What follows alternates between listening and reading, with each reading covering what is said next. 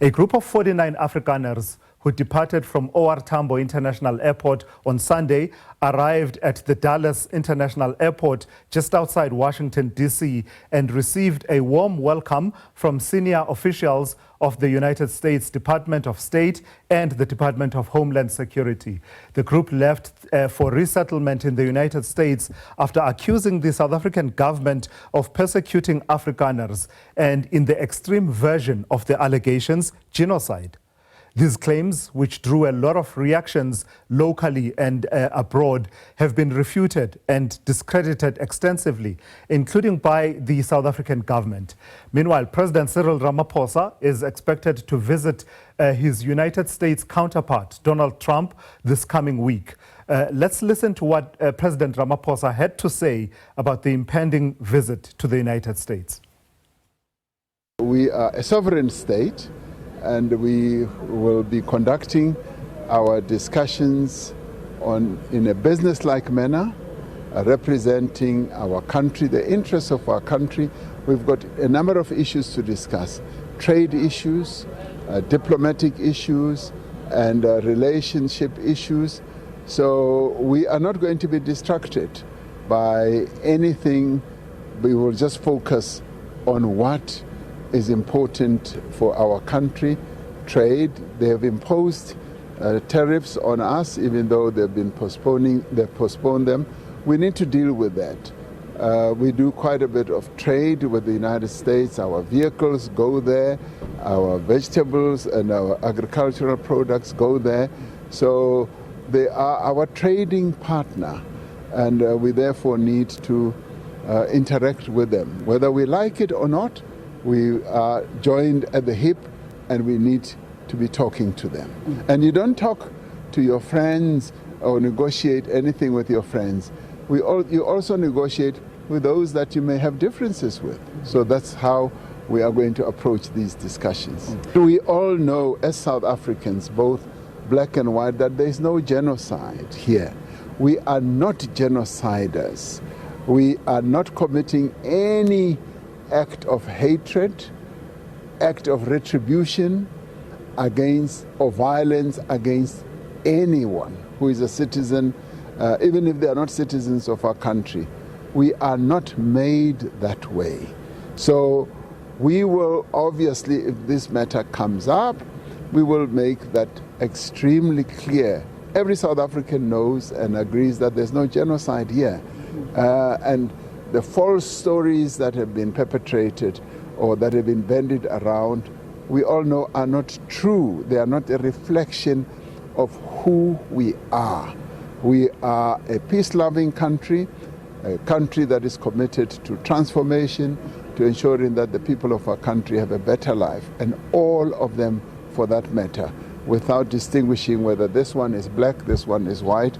It's all South Africans, as set out in the Freedom Charter, as set out in our own constitution. So we are very clear about that. So we will be carrying forward a South African message, and we are very, very strong on that, and robust as well.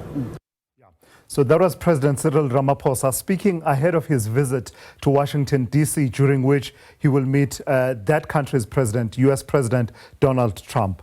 Among what you heard there was the president talking to those issues, including the allegations around genocide, a white genocide in South Africa. So let's unpack it all. Who is a refugee? What does it entail? What is the legal definition of a genocide? And what are the implications of all of those issues? I'm joined now by Minister of Police, Senzo Mchunu, to give us a breakdown on the official crime statistics in relation to farm murders in South Africa, let alone farm murders escalating to the point of a genocide. I'm also joined by Advocate Smanga Setene, who is a legal practitioner, a senior legal practitioner, who will weigh in on some of these elements, including those legal definitions that we talk about, including the definition of a refugee. But I want to start with the Minister first before turning to Advocate Setene. Minister, good afternoon. Thank you for joining me. So the allegation goes, and in fact this week it escalated in a way ahead of President Ramaphosa's visit to the United States. It escalated in a way in that XAI, owned by Elon Musk, somehow in trying to amplify this message of a white genocide in South Africa, they engineered such that whatever query people were putting online to the chatbot, that is Grok, it returned and inserted a message that says, yeah, you may be asking about the weather in Johannesburg today, but don't forget about the white genocide happening in South Africa. You may be asking who's the UN Secretary General, but don't forget about the genocide in South Africa, and so on and so on. So just to put this to rest, Minister, as far as you are concerned, do we have a phenomenon in this country in the form of crimes, domestic crimes, crimes at international law, that anyway approximates a genocide, a white genocide? Not at all. Not at all. And we do want to say, if there was an English word that clarifies or that could replace denial, I would have gone for that word, because denial often is used even by people who would have done that which they later deny. But in the absence of any other English word that I know, we deny emphatically and were backed by evidence in figures, and figures don't lie, that there is no genocide, white genocide in South Africa, whether from farms or elsewhere. And we keep accurate statistics, scientific statistics of murders, including on farms in South Africa. And that's not our everyday experience. It's just foreign that we are now told that there's white genocide in South Africa. I would have preferred, and who would have South African government have preferred, that they quietly slip out of the country if they want to go there, like people do emigrate, but not create a false guise or a false cover, because it's unnecessary. It's also damage the image of our country, where a country like United States of America, known for truth, or known for democracy rather, and respected by other countries for its size and all of that, and then they start talking the way they are talking via its president. Very, very disappointing, very, very saddening, and actually very embarrassing to all of us in the world. Sure. So, Minister, while you were talking, we were showing our viewers the graphics that demonstrate the figures, the official figures that have come through from the SAPS in relation to murders in rural communities, particularly as they relate to the number of farm dwellers versus the farmer that was killed. Any murder in this country, and I think there's no overstating that any person murdered in this country is a failure of, keeping residents and citizens secure. So it is a blight and an indictment on all of us. So no white genocide, you say, but is there a phenomenon to grapple with that threatens particularly the safety of farmers in South Africa? Farmers in South Africa, and in particular, white Afrikaner farmers. In farms in South Africa and rural areas generally, yes, there are murders, but there is no exclusive racial murders in any corner of this country. As you refer to statistics, in the last quarter when we released our crime stats, we showed that when it comes to farm dwellers, who we don't describe in terms of race, there were 5 in that period, October to December, and they're mixed. And then employees 4, farmer 1, security 1, and then unspecified 1. And those stats, you remember, we released them. And when we released them, AfriForum challenged us and said we were underreporting, and we challenged them on that allegation, and we waited them until they came back, because the United States is now famous these days for many other reasons. They visited the United States, and they it mixed with their allegations. They came back. In fact, they even said they were surprised that the United States government is so much aware of what is happening in the country because of that allegation of underreporting. When they came back, we requested for a meeting with them. We met them. And we asked them to present their statistics. They did, and their stats showed 8 murders of white farmers on farms, or farmers, just farmers on farms. We showed 12 murders ourselves. Now, we then discussed on these matters, and they ended up saying, no, look, you are more systematic than us. You are more comprehensive than us, because your stats cover farm dwellers, they cover farm visitors, they cover farmers themselves. And so we categorize them properly.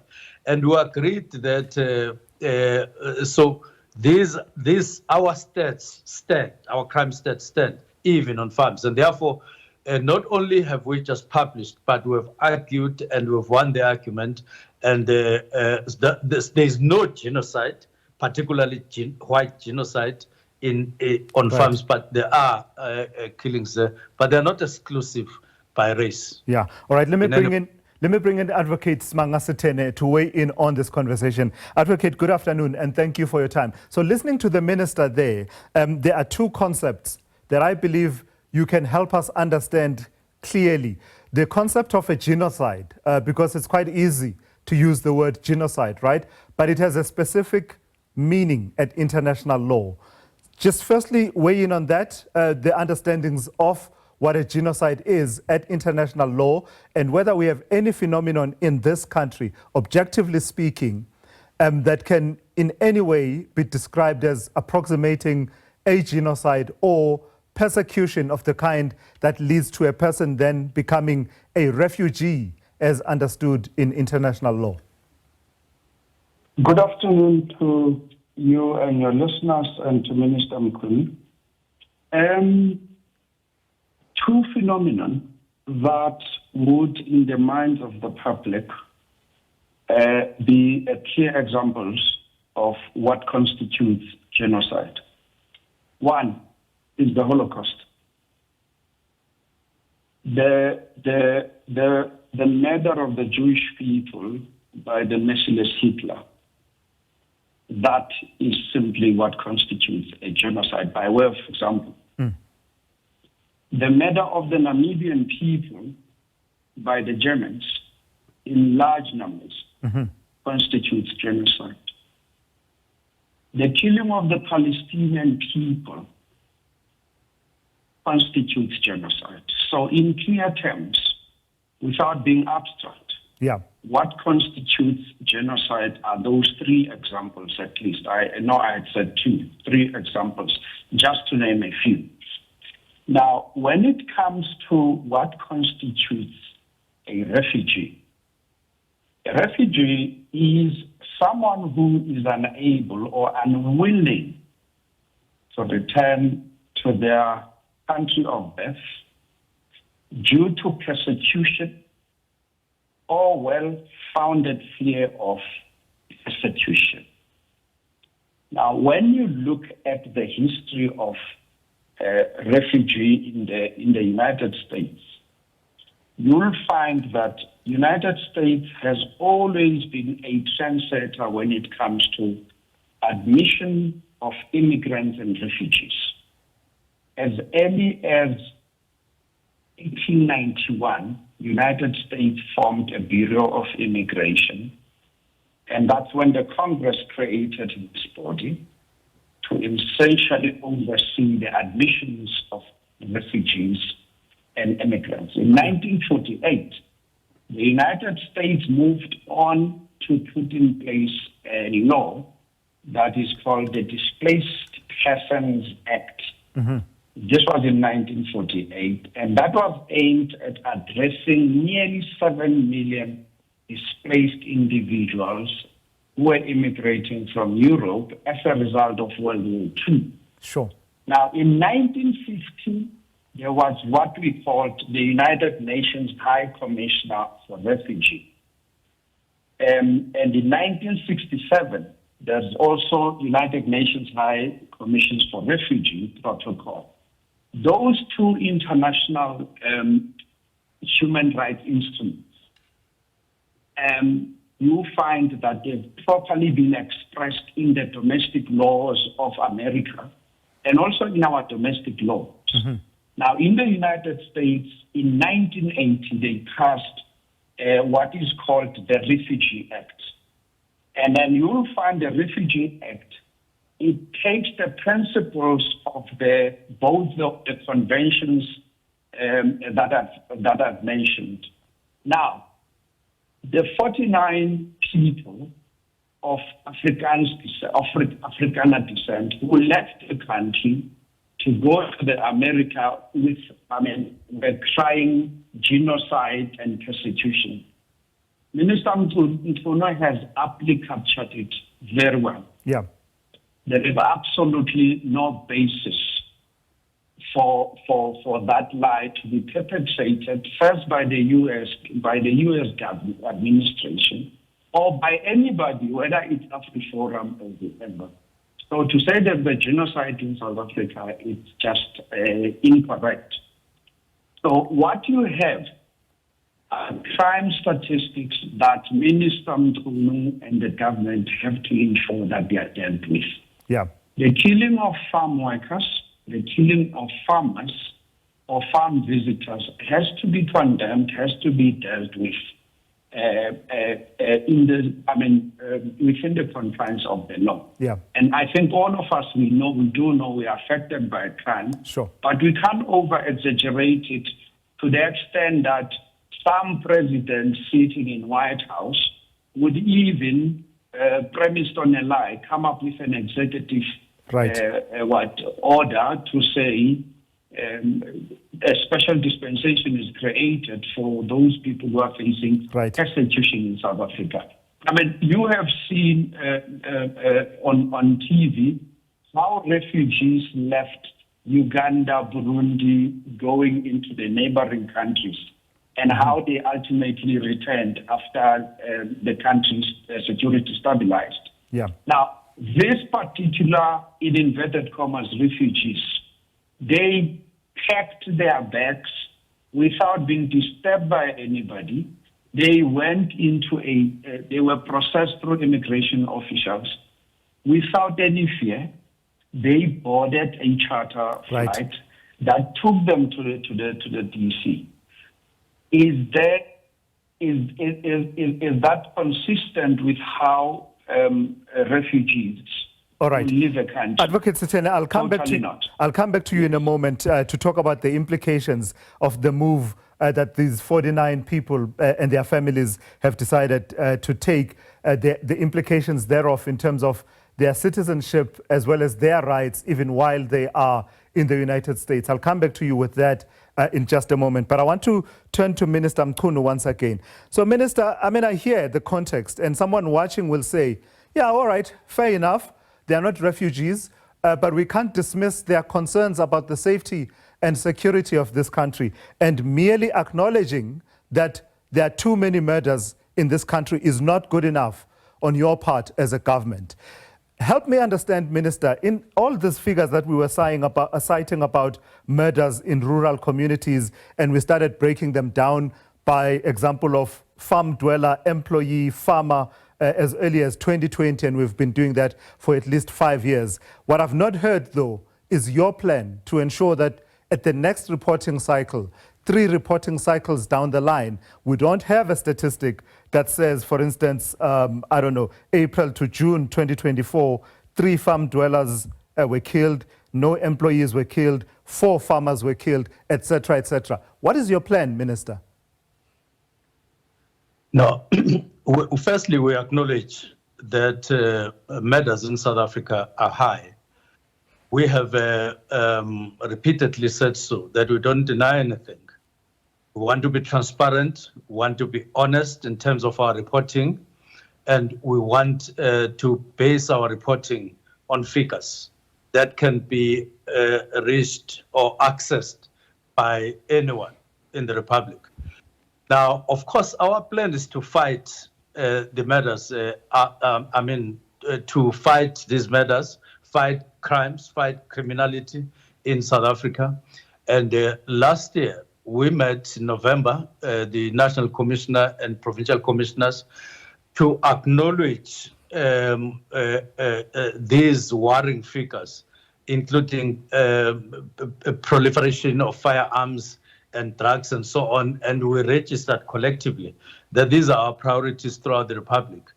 And then we are a little bit, if it were not about the death of people, we would have said we are happy, but we're not happy, but we note that the figures are showing decline, even on murders. Yeah. But it's decline at a high level. We still have to fight on. As I talk to you, I've just finished a meeting with one of our districts on policing in Newcastle, and the work they are doing on crime generally and their successes show that we are fighting crime all over the country. So our plan is to toughen up. Our plan is to make sure that police are resourced and are supported, and we fight crime, because we say these matters at this level are not acceptable, and we've got to be out there and face them head on. Sure, I hear what you're saying, Minister, but what I'm missing in that response is a specific element that talks to crimes affecting rural communities. We are all affected by crime, and that's a granted. We are all unhappy with you as our government, by the way. We are all unhappy with you as our government for letting us down in this way. But here we are addressing a specific issue now that has led to these perceptions that, in the words of the one official in the United States, the Deputy Secretary of State, we are, quote unquote, unresponsive when the farmers are saying that we are being persecuted, we are being attacked, and there are all these murders, high crime rates. That element, the rural crime prevention strategy that deals with the sparseness of the population's remote distances and resourcing that crime fighting strategy? In our strategy, we highlight the functionality of police stations. That police stations must be functional insofar as vehicles are concerned, insofar as telephones are concerned, and responsiveness of police officers in those police stations. We are working for more police stations, even satellite police stations. And just 2 months ago, we met in Bloemfontein with 3 districts, with 3 provinces. It was KZN, Eastern Cape, and Free State, to sharpen our strategies and to collect more information from them in terms of what exactly are the causes, where do these matters come from, or criminality general, because that's what we are dealing with, including theft of livestock. And therefore, we are in contact, we are continuously engaging with rural communities, even Amakosi, in terms of rural areas outside the commercial farms. But all in all, strengthening police stations, making sure that they are functional, they are equipped. And this time around, we are even dealing with technology. We are busy with checking different forms of technology, including drones, and want to put it together in our arsenal so that we are able to effectively fight crime in rural areas. All right, Minister, I've got to thank you for your time this afternoon. And Advocate Setene, I've got to apologize to you. I'm completely out of time, but I do hope that we can pick up this conversation going forward, including the implications in terms of the citizenship rights of the 49 Afrikaner South Africans who have decided that they're going to accept the tag that says they are refugees and will move to the United States.